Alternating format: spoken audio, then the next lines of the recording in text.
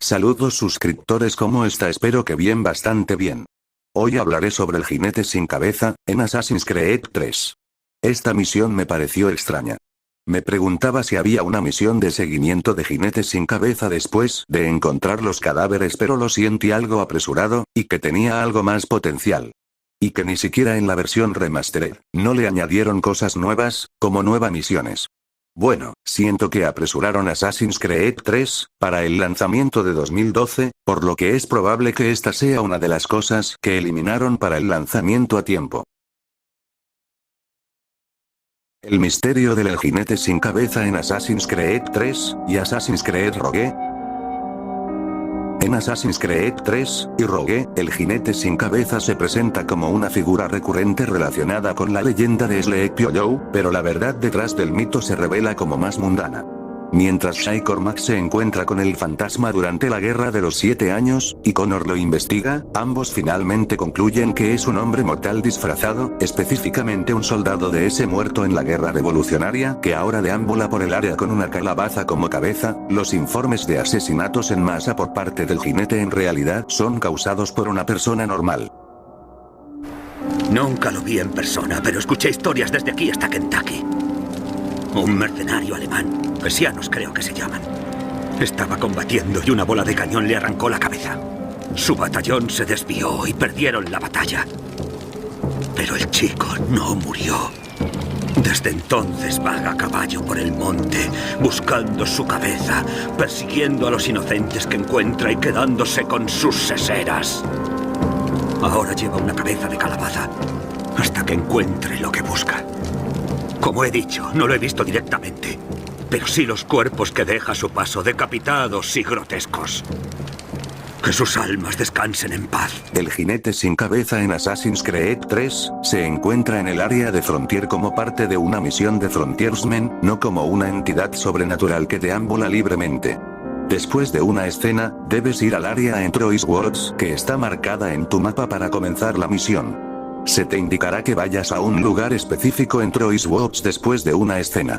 La misión en sí es lo que desencadena el encuentro, no una ubicación específica que tienes que encontrar por tu cuenta.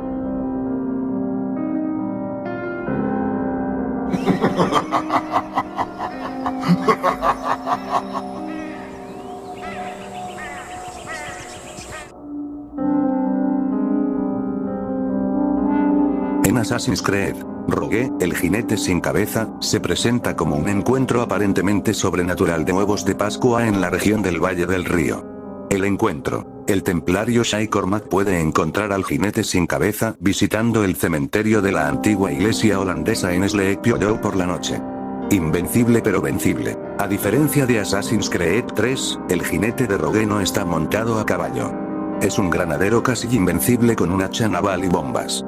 Solo puede ser derrotado de dos maneras específicas: colgándolo con un dardo de cuerda de un árbol, disparando a la calabaza que se encuentra encima de una lápida con una pistola.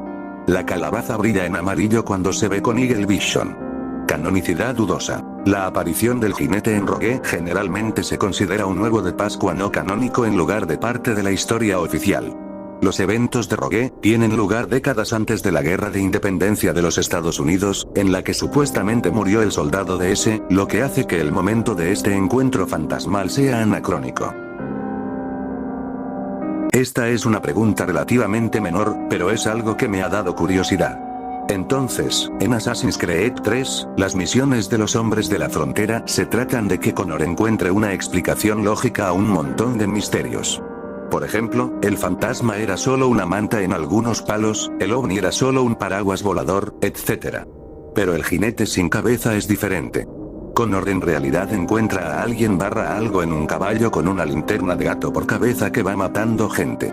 No hay otra explicación o seguimiento. Entonces, ¿cuál es el problema con esto? Se supone que hay algún tipo sobrenatural sin cabeza, y Connor no lo persigue, y desearía que lo hiciera. ¿Alguien lo sabe?